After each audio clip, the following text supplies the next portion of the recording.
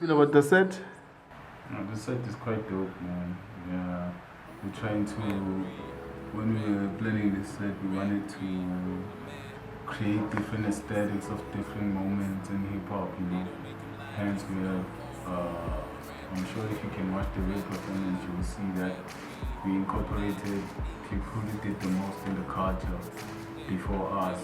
So the theme was to just give out aesthetics of hip hop, nothing but hip hop, because that's what we do on a day.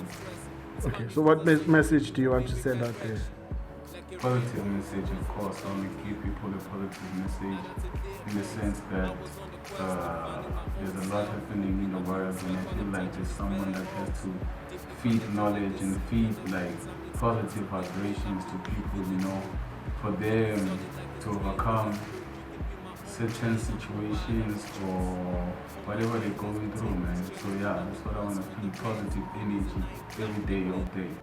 So it seems too scary, but let it be known I'm down and ready like Machiavelli. Rare breed, rare breed, rare breed.